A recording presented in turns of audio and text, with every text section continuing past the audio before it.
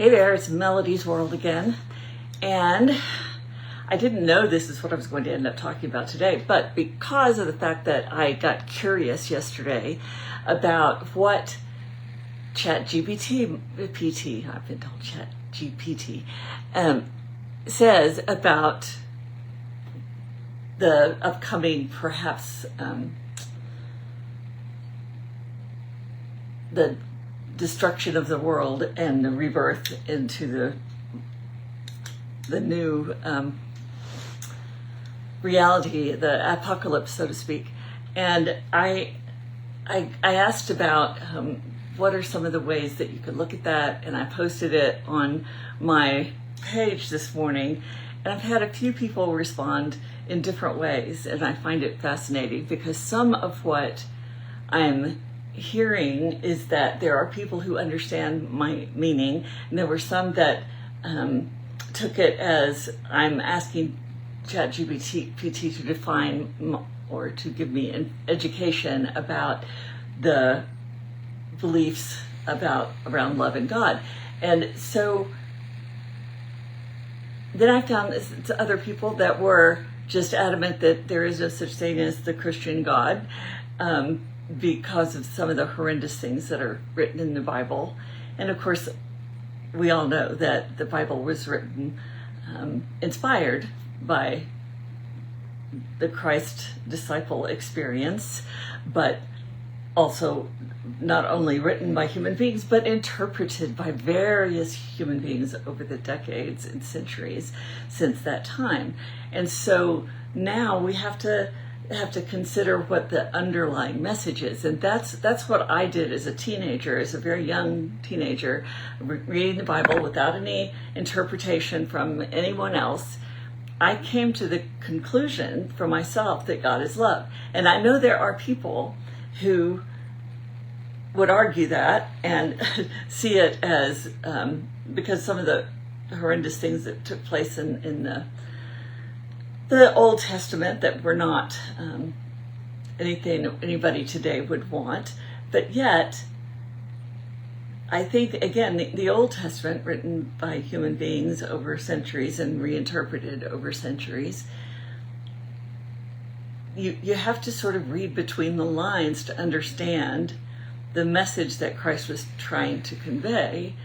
And it's not at all what the traditional Christian churches of today tend to move toward. And for example, the Roman Church that did take over the Christian church in order to regain power, they were seeing that they were losing control to the Christians, and so they took over the church as a way to regain their power.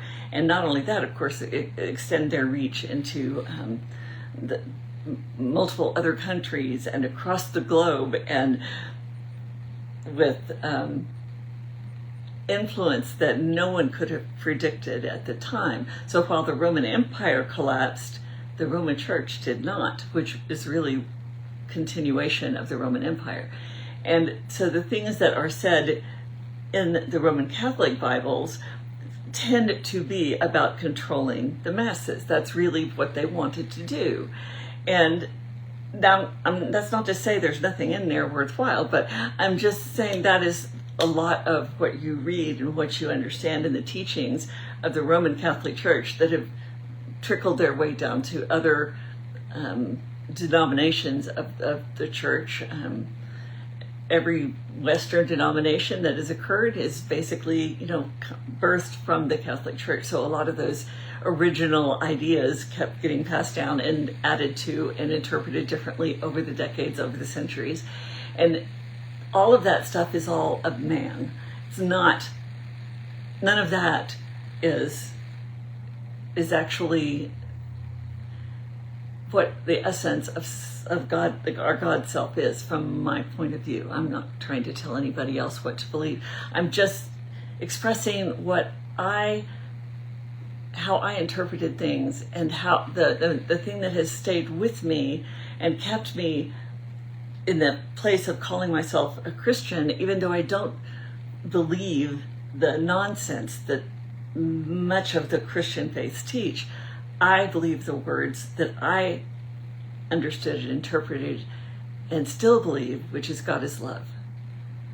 And what is love? Love is, as Maya Angelou said, presence and curiosity. So we don't judge, we don't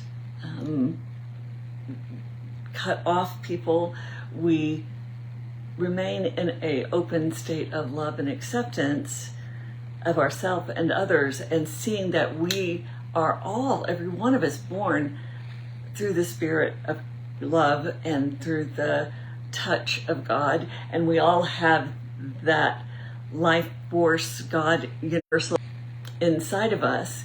And if we go away from that and believe some of these more doctrinated religious teachings, we lose connection with the love that we essentially are and the divinity of who we are as being made in the image of God. That does not mean we are God. It means that we have within us the capability of doing everything that Jesus did if we only could remove the false beliefs around who we are and what we're capable of. And that doesn't mean, you know, our lives are here that we're experiencing in each lifetime is to get us closer to connecting with the Christ spirit that is within each of us.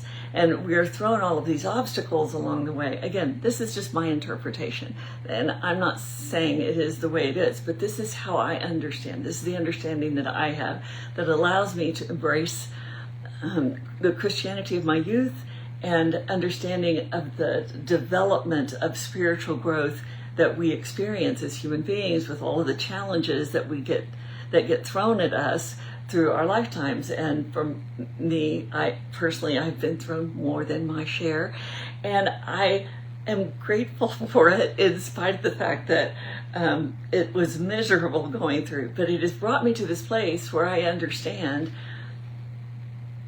finally, fully, that we have within us the capacity to embrace the love that is essentially who we are, regardless of where we are, what we're doing, and what our circumstances are. And the circumstances do not have to speak to, do not have to define how we experience that. Because even in moments, you know, you see people homeless on the street, and my heart goes out to them, and I think, oh, that is not a challenge I would want to face. And yet I so often meet people who are in that situation and they're just peaceful, happy, because they know how to understand and connect with the love that's within them. I'm not saying everyone, but some of them. And this is the challenge that we all have, is can we allow ourselves to sit with the chaos of the world, and it's getting more and more chaotic as we go forward. And my understanding is that we are coming to this place where we either embrace what is not love, which is greed, materialism, power and control, or we embrace love and acceptance and embrace the love that we were sent here to be. And I think that our real revolution here is internal. It's not so much external, even though it looks external at the moment. It's really internal.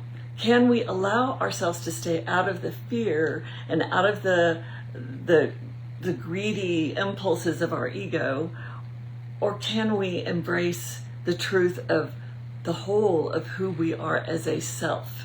And when I say self, I mean a self that we each have within us, the God that we have within us that is connected to all the other God-like energies in the world. We are not God, but we are like God's hands. We are as much as any other person on the planet, and we're here to spread that love, to experience that love, not only for other people, but for ourselves, and to sort of sort through the nonsense that we hear, that we're exposed to, that we're taught about ourselves, that we are taught about other people, and to find the core reality. And to do that, we have to challenge ourselves to question the things we've been taught, the way we believe about ourselves, about other people, and question whether or not that is of love. Because love is what we all are. It's what holds the universe together. And more we're learning that it is the frequencies that hold our bodies together, that hold disease together, that hold, that allow plants to grow. And it's those frequencies that we actually now understand that there is frequency that we emit as human beings, as every being does. And those frequencies can affect every part of our being and every part of our experience in this world. And I know that I've been in frequencies that were causing me to learn lessons to how to get out of that and move forward and become more. And I'm still doing it. I'm not done. I still have plenty of work to do. It's just that in order to fully understand the meaning of Christ's message, I think we have to understand what he said over and over and over again, and without a doubt that God is love and that we are all the sons, daughters, children of God. What that means is we have the capacity, and Christ even said it multiple times, we all have within us the capacity to be and express ourselves in the world as Christ did. That doesn't mean we're going to get there this lifetime, but we are going to continue to grow, and that's why we're here. And if we don't grow, well, we just get to do it all over again, and we have other opportunities, endless opportunities that we are given to become all of who we were born to be. And I know it might sound a little crazy, and I know there are people who would argue the whole concept of God anyway, but there is undeniably a universal energy that holds the planet together, that holds life together on this planet, that holds our DNA together.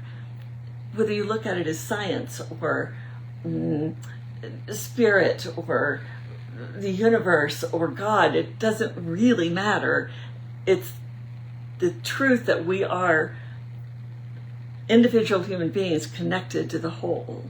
And the more we can understand that our individuality is a gift that we have because we're given choices, we can make choices, we can choose to move toward things that are not love, greed, power, jealousy, all of that, or we can move toward love, acceptance, compassion, empathy, understanding, and connection with others, regardless of what their world experience is. Because even though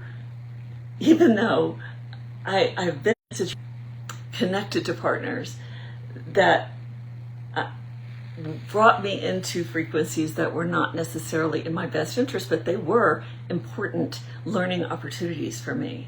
And those learning opportunities are what allowed me to get to where I'm at now. And I don't think I'm done. I don't think I'm by any means perfect. There are so many things more I'd like to do, and there are so many moments when I still question myself, but that isn't going against what is love. To move toward love, we have to love ourselves, because we are essentially love. And if we don't love ourselves, we have nothing to share with anyone else. Does that make sense? It's like you're working from an empty bucket. But we can connect with others and feel that love, and it can allow us to love ourselves more and more and more.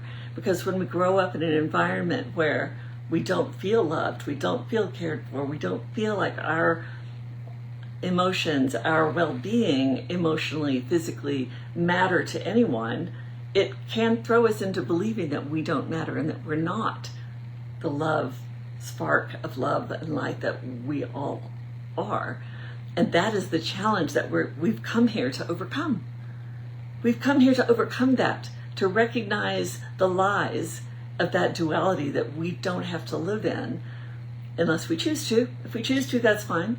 And if you choose to live in that and struggle with feeling like you're not successful unless you're rich and famous, or unless you have acknowledgement from the world of your success and have, the big house with the pool and all of that. But none of that is about love. No, really. Because I can live in a tiny little apartment and have few material things, little money in the bank, and still be a human who is happy and connected and in love, and experiencing the love of the people and the planet that's around me, and the love that is essentially what God is. I'm sure that if anybody watches this, there will be people who will start to argue with me about that, but we are not born in sin. We are born in love.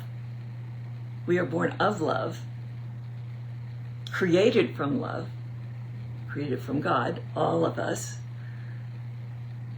And we can all choose our different paths that we want to walk to learn the lessons that we came here to learn, and they're going to be different for every single one of us.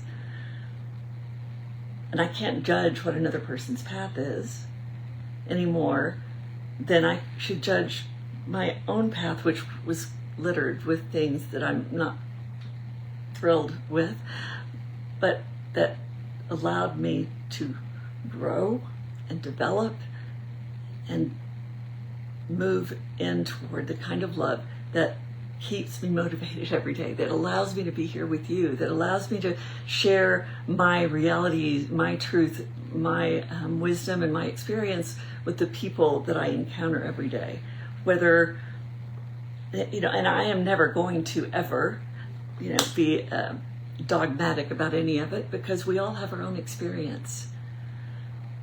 But the one thing that is clear to me, without a doubt, is we are born in love, of God, and each of us have something really wonderful and important that's happening within us every moment of every day.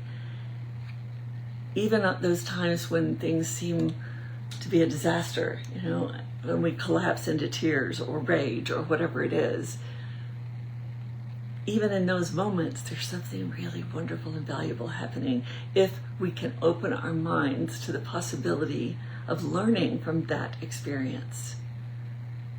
It allows us to grow. It allows us to be more present. It allows us to have more love. It allows us to experience life in a whole new way and be grateful for every little thing that we have in our world. Now, I know there are plenty of places in the world where horrific things are happening, and it would be hard to hold on to that truth until you held on to a child, until you held on to another human being who you're connected to. And at that moment, you know that that's what matters. Once again, I'm being a preacher. It's not really what I thought I was going to do at this time. But nevertheless, it kind of happened spontaneously last night when I went on the exploration with my conversation with ChatGPT. And I found it interesting that the things that the way I had perceived things seemed to be the consensus among the intelligences of the world as it is perceived by AI, which is really just information that is out there that human beings have put out there. But on the whole, we seem to be coming to the same conclusion. God is love. We are born with divinity within us and the potential for Christ-like connection to reach that place within this lifetime, every lifetime that we have. And yes, I do believe that we have more than one. And again, I know that's sacrilegious for a lot of people, but at the same time, when I start to look at the many lifetimes I've lived just in this one lifetime, I realize that I've been gifted a great opportunity to to connect more with love, to connect more with God in that way. If I hadn't been given all those lifetimes, which at the time I wasn't so grateful for, I wouldn't have the perspective that I have today. So thanks for putting up with me. I don't know who all has been here today because I didn't wear my glasses. Hi, Vicki. I'm trying to see. I don't know who else has been. Jeffrey. Other people I know will come on board and watch this afterwards. And I would love to hear your thoughts, your criticisms, your agreements, whatever you have. I'm just putting this out there as, again, Melody's world and my perception of things through my own personal experience. And we all have different experiences. And I can love and appreciate and value each one of them, whatever they are.